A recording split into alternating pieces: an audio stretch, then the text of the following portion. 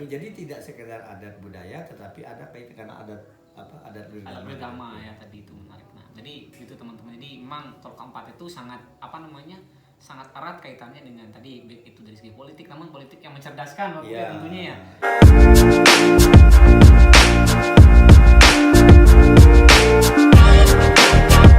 Assalamualaikum warahmatullahi wabarakatuh. Halo kawan-kawan semua. Jadi pada video kali ini pertama Talk Institute, jadi kita akan berdiskusi, bercerita, dan sharing nantinya. Tentu tema yang kami angkat pada episode pertama ini adalah tentang budaya. Tentu mungkin kawan-kawan semua sudah sangat familiar mendengar kata budaya ini. Nah, namun untuk lebih jauhnya nanti kita akan diskusi seputar budaya yang di Lombok, kemudian khususnya yang berada di kawasan West Side ini. Nah, tentu di sini di video teman-teman sudah bisa melihat langsung narasumber kita. Nah, beliau ini merupakan salah satu tokoh adat dan budaya yang berasal atau yang berada di West Side ini. Nah, beliau ini merupakan salah satu juga pernah menjabat sebagai anggota DPR, bahkan pimpinan DPRD Kabupaten Lombok Utara. Tidak 2 periode Bapak ya, tidak salah. Di 2 periode ini merupakan sebuah pengalaman yang sangat banyak sekali Bapak ini begitu. Dan juga selain menjadi DPR, beliau ini juga dahulu pernah menjabat sebagai kepala desa Seit berapa puluh tahun ya Bu ya? 26 tahun. Itu sangat panjang sekali dan itu membuat Seit ini menjadi sebuah desa yang bisa kita katakan desa inspirasi begitu ya, bagi desa-desa yang ada di Indonesia. Bahkan Bapak ini juga sering diundang bahkan sampai di Afrika kalau tidak salah. Jadi untuk menjadi narasumber, jadi memberikan berbagi pengalaman terhadap desa-desa yang lain yang ada di Indonesia bahkan yang ada di luar negeri. Nah, namun pada video kali ini kita tidak membahas tentang desa dahulu. Jadi kita ingin membahas tentang budaya ini. Nah, jadi bagaimana sebenarnya budaya dalam perspektif Bapu nanti akan dijelaskan ya. Nah, Bapu ini kalau bahasa Indonesianya kawan-kawan semua, jadi Bapu itu kalau ditranslate dalam bahasa Indonesia artinya kakek. Jadi makanya jadi sapaan kami biasanya itu Bapu, artinya kakek tadi. Nah, beliau namanya adalah Bapu Haji Jekat Esos, merupakan tokoh adat dan budaya yang ada di West Side. Nah, mungkin sebagai awalan Bapu, jadi kita ingin bertanya seputar kata budaya ini. Kadang orang mungkin salah memahami atau bahkan keliru memandang budaya itu seperti apa. Jadi dalam perspektif Bapu, budaya itu bagaimana sih sebenarnya? Terima kasih. Assalamualaikum warahmatullahi wabarakatuh. Dalam perspektif saya budaya itu ada 2 ya. Pertama, kalau kita berbicara budaya itu secara umum, budaya ini adalah bentuk-bentuk kehidupan masyarakat secara umum, apakah dalam bentuk bahasa, bentuk kehidupan dalam rumah tangga, dalam keseharian hidup sosial ya. Jadi budaya itu dalam perspektif saya adalah bentuk-bentuk kehidupan ya, tidak cukup sampai pada adat istiadat itu. Kemudian yang kedua, kalau kita berbicara budaya itu adalah bentuk implementasi daripada nilai-nilai adat ya, di mana adat kita adalah yang bersendikan agama, adat luirgama yang bersendikan agama. Nah, artinya bahwa budaya itu adalah bentuk implementasi atau pelaksanaan daripada nilai adat itu sendiri. Artinya bahwa bentuk apapun budaya itu harus mencerminkan nilai-nilai keagamaan. Nah, itu jadi ada 2 perspektif oleh saya. Pertama itu tentang bentuk kehidupan secara umum, kemudian kedua adalah bentuk implementasi daripada adat luirgama itu sendiri, yaitu adalah dicerminkan dalam budaya, melaksanakan nilai adat itu adalah dalam budaya. Jadi kalau bisa kita pahami memang tadi adat kita itu memang sebenarnya sejalan dengan agama, terutama agama Islam ini. Jadi ini sangat menarik. Jadi kalau di Seit itu kawan semua, jadi ada sebuah istilah namanya adat luirgama. Jadi adat itu bersendikan agama. Jadi adat itu tidak sendiri dia berjalan. Ada sebuah backupan agama terutama agama Islam untuk menuntun adat itu biar tidak sendiri-sendiri berjalan. Jadi adat dan agama ini dia beriringan begitu. Itu sebenarnya ada di filosofi yang ada di West Side itu ya. Nah, kemudian seringkali kita mendengar tentang, mungkin Bapak bisa menceritakan tentang sejarah mungkin. Jadi dahulu kan kalau kami sebagai anak muda ini mendengar namanya ada 3 tokoh kalau tidak salah itu, yaitu Syed Anom, Syed Saleh Rahmat kalau tidak salah, kemudian Syekh Syed Syed Anom, Papuk Rahmat. Nah, itu. Ya, jadi Jadi kalau kita berbicara pertama, nama Sesaid itu diabadikan dari nama Sayyid Anom ya. Sayyid Anom itu adalah seorang ulama muda.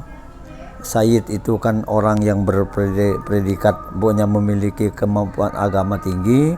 Anom itu muda, jadi bahasa Jawa. Jadi seorang ustadz muda, ya, Sayyid Anom. Nah, kemudian dalam perjalanan mengembangkan Islam itu oleh Sayyid Anom itu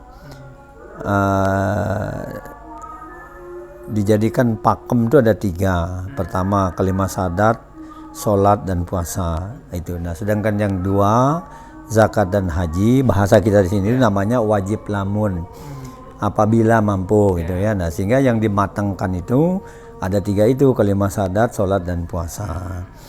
Nah, untuk mengembangkan Islam tuh maka dia punya rencana itu kan meninggalkan Sesaid, mengembangkan ya, saya tidak perlu sebut kemana ya. Oleh karena itu oleh tokoh-tokoh masyarakat kita di Said ini diabadikanlah namanya Si Sayyid, jadilah kata Sesaid. Jadi asal katanya Si Sayyid, Si itu kan menunjukkan seseorang gitu kan. Sayyid itu adalah yang itu, yang Sayyid Anom. Nah, jadi Si Sayyid. Jadi kan mungkin ini kan karena itu lagi kembali masalah lidah. Jadilah kata Sesaid. Jadi asal jadi dalam sejarah itu kata Sesaid itu asal kata daripada Si Sayyid.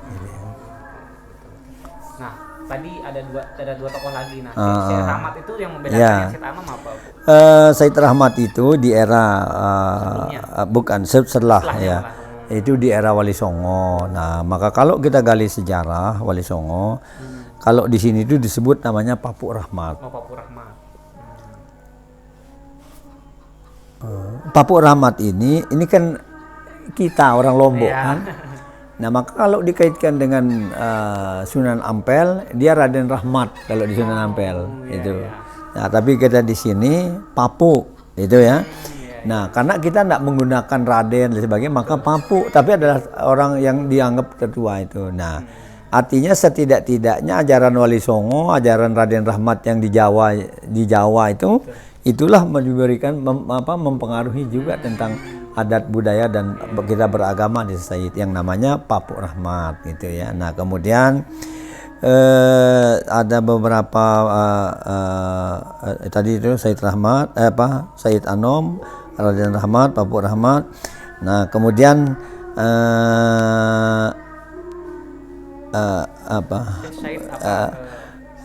Sangopati Pedalaman siapa itu? Sangopati itu adalah yang kaki tangan ya, kaki tangan yang dalam itu nama ya.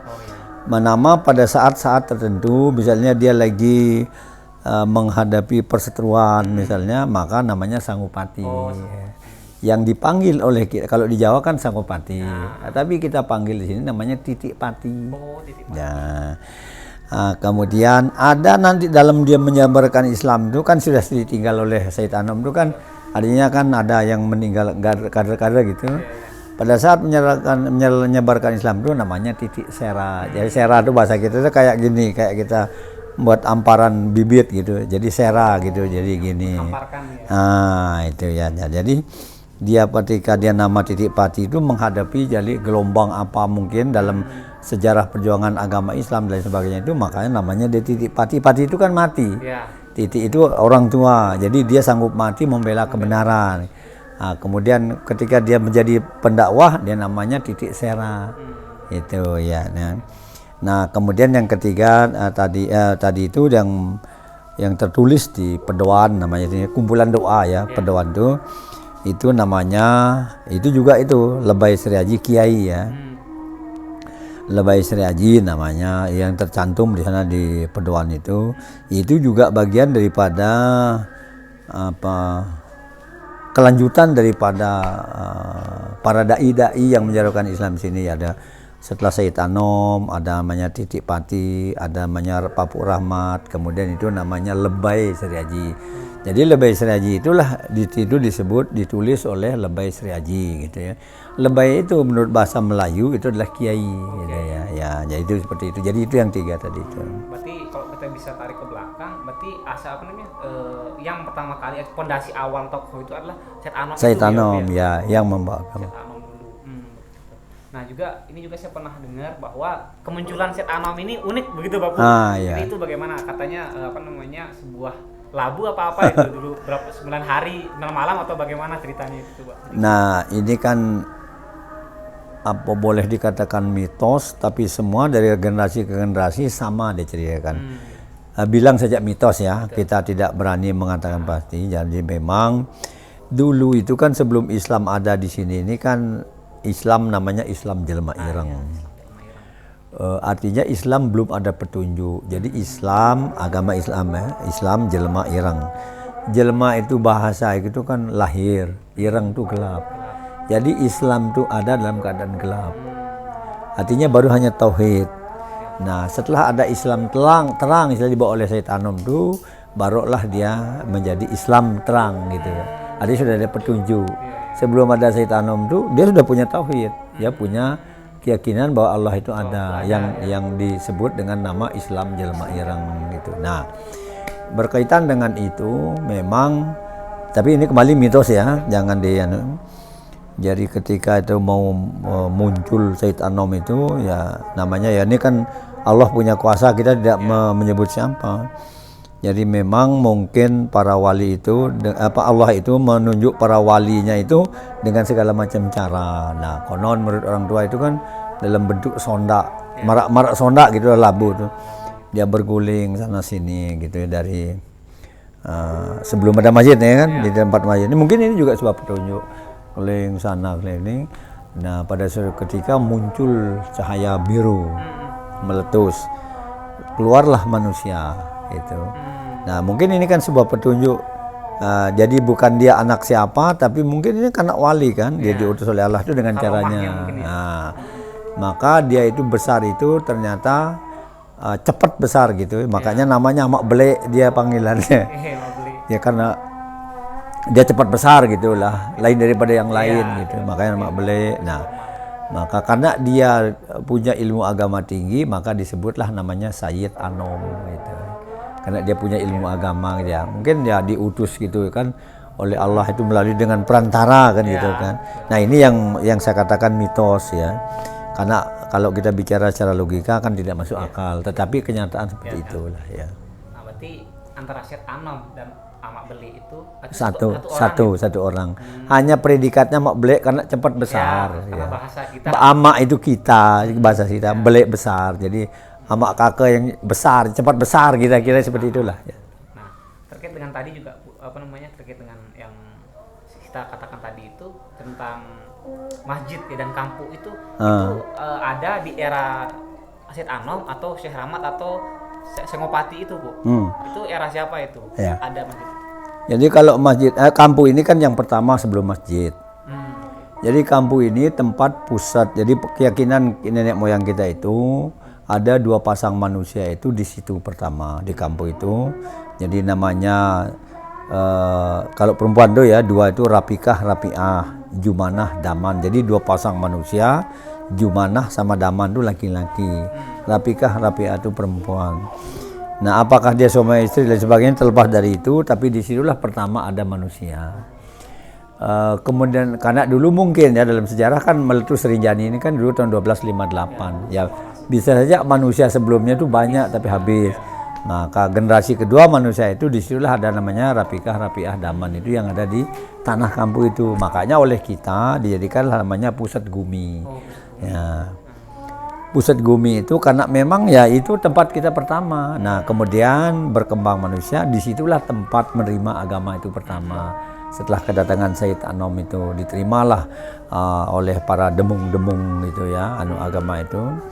Nah oleh demung-demung itulah yang yang menyebarkan Islam yang tadi ada dengan sahabatannya namanya Syed Rahmat, Papuk Rahmat. Lebay Seriaji gitu ya. Jadi Islam itu diterima dibesarkan di sana pertama. Nah, setelah berkembang itu awalnya menurut catatan sejarah nenek moyang kita awalnya itu tidak di sini masjidnya pertama tapi di Pendua. Kebetulan dia Pendua ya. Di masjid lama ini. Nah maka tapi karena ada sesuatu dan lain hal maka dulu pimpinan agama itu dipindahlah masjid Pendua itu diambil tanah mimbar itu dibawa dijadikan satu dengan masjid sini namanya Itu makanya namanya Masjid Tanah Umbara. Oh. Tanah mimbar yang di Pendua itu kan umbak kan, diumbak. Ya, dibawalah dijadikan satu, maka jadilah namanya Masjid Tanah Umbara ini. Karena diambil tanah mimbar di Masjid Pendua itu diumbak, dijadikan satu. Nah, sehingga pengikut masjid itu termasuk Pendua, Santong asli, ya Kayangan nih semua gitu, di luar Pansor. Termasuk sampai Bangkol itu ke sini gitu ya. Gumantar lain, Salut lain gitu. Nah, jadi itulah jadi satu masjid kita. Nah, artinya Islam berkembang itu dari kampung itu, maka perlulah berdiri masjid. Kira-kira seperti itulah ya. Jadi untuk melengkapi. Ya, Iya, itu ya. Berarti orang yang mendiami kampung tadi itu datang sudah ada di sana sebelum Syed Anom itu datang. Iya, jadi dia yang menerima itu pertama ya. Sebagai tuan rumahnya lah. Ya, Buat Syed Anom itu. ya. Kemudian, tadi menarik Bapak. Kemudian yang merawat Syed Anom ini siapa waktu itu? Nah, kalau saya lihat di kampung ini kan, ini membenarkan kalau dia itu lahir bayi ya. Iya. Ada pusernya, ada rambutnya, ada kain umbak namanya, apa bahasa Thailand, lampin ya. Ya, ada segini ya. Jadi di situ di kampung itu ada, jadi bukti sejarah. Nah, kalau kita sebut ibu bapaknya kan kita nggak tahu, karena ya seperti itu perantaranya gitu ya. Ya seperti itu. Jadi bukti fisik tuh ada pusernya, ada rambutnya, apa sih kayak lingkungan, kain anuknya, kain anu, lampin lah. Nah, ya. Tuh. Nah, kemudian juga Bapak, apakah Syed Anom ini kan udah lama di sini untuk menyebarkan agama Islam. Iya. Apakah ada keturunan dari Syed Anom ini di sini begitu? Nah, sampai sekarang ini tidak ada ya, karena dia masih muda, begitu dianggap mapan Islam di sini dia pindah. Oh. Nah, itu makanya dari sini itu naik ke Semboya ini. Itu bukan Semboya namanya, dulu namanya Tanah Tinggi. Tanah Tinggi. Nah, kenapa nama Semboya? Di situ tempat berdiri dulu Syed Anom itu Mboya, Oh, Boya. mencari. Cari ya. Ya, mungkin saja karena dulu belum ada hutan habis itu. Ya mungkin, nah ternyata di sana kita bangun. Jadi persis timur baratnya dengan Bayan. Nah, saya tidak mengatakan dia ke Bayan ya. Iya. Nah, kita nanti karena keyakinan orang sama-sama lain ya. Nah, tapi dari sana dia berdiri, dia timur baratnya Bayan dengan Semboya itu gitu.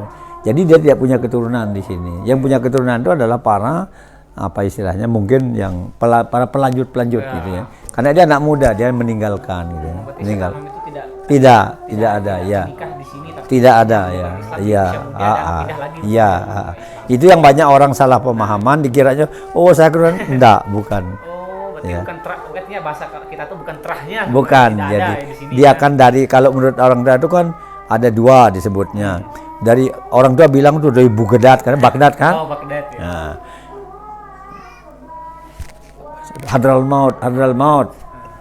Jadi ada dua. Berarti Irak kan, Baghdad sama Yaman, Hadramaut. Nah itu, jadi ada dua itu yang ada yang datang itu. Nah, apakah Syed Anom itu datang dari Baghdad? Tapi saya lebih yakin datangnya lebih dari Hadramaut. Ya. Nah, ini menarik teman-teman semua. Jadi sebenarnya Syed Anom itu tidak memiliki, artinya keturunan. Enggak ada. Iya, enggak ada di sini ya. Bahasa kami di sini sering disebut terah loh ya. Ya, terah ya, enggak ada dari Anom. Jadi dia meninggalkan lagi ya. Untuk menyebarkan agama Islam di tempat yang lain begitu. Nah, menarik. Kemudian mungkin kita geser diskusi tentang sama budaya, namun lebih kepada ini bahwa kami pernah mendengar cerita lagi balik ke tadi yang di kampung itu. Nah, di dalam kampung itu kalau tidak salah ada namanya apa sih isi dalam kampung itu? Tadi. Nah, itu apa sebenarnya, Bapak? Jadi pertama yang ada itu kan ajaran-ajaran Islam ya, Al-Quran, tulis tangan yang terbagi jadi 30 juz masing-masing. Al-Quran tulis tangan yang satu bungkul 30 juz. Kemudian ada Al-Quran yang memang sudah modern.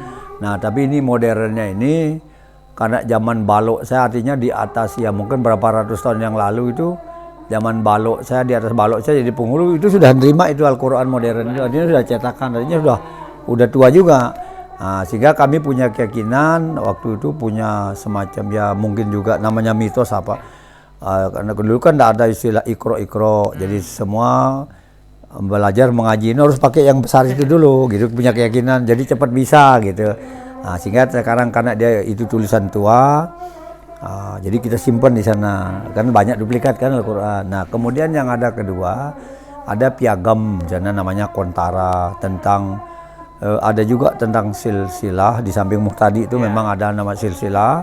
Kemudian Kontara itu juga tentang pembagian tugas-tugas ditulis oleh Raden Ukir Sari, namanya untuk Demung Sesaid. Artinya di situ dirincikan tentang adat istiadat, tentang cara perkawinan, tentang pemerintahan oleh yang oleh Raden Ukir Sari ini untuk Demung Sesaid.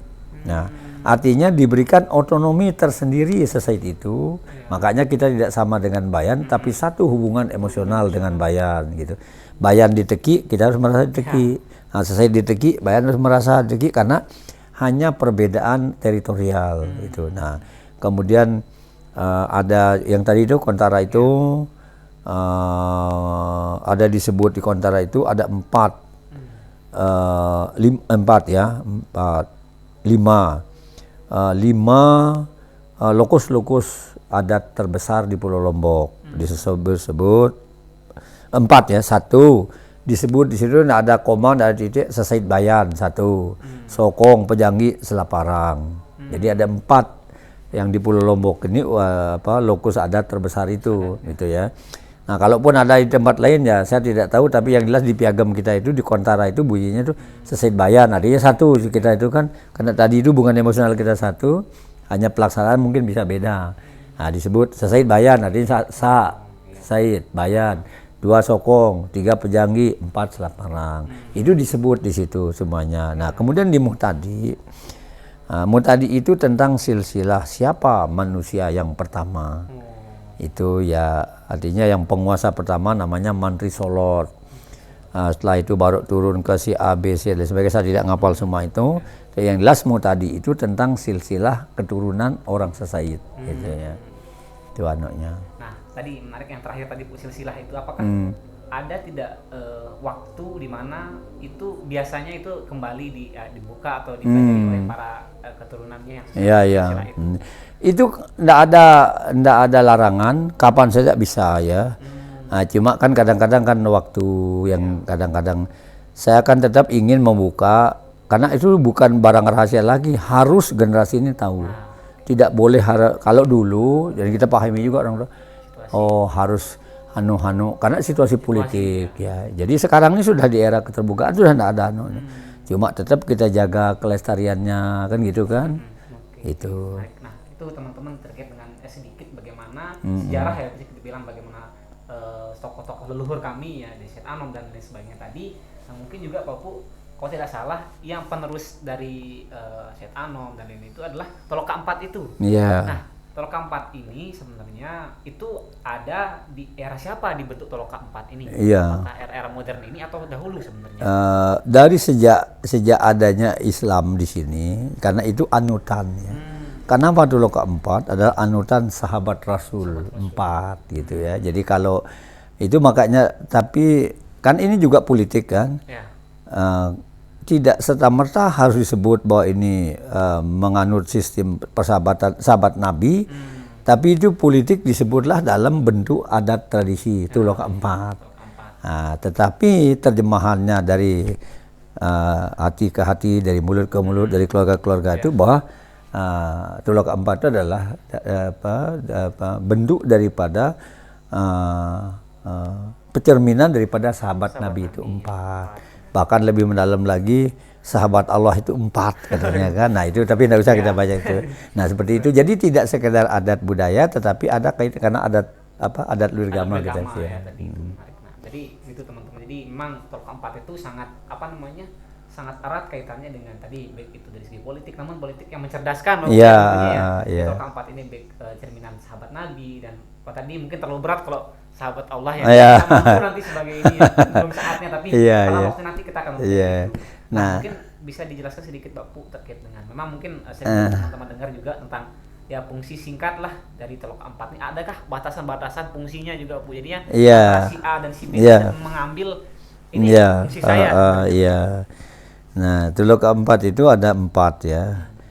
Jadi pemusungan itu bisa tidak karena sekarang ini kan pejabat pemusungan, penghulu desa ini kan jabatan politik ya. Pemusungan pilihan rakyat.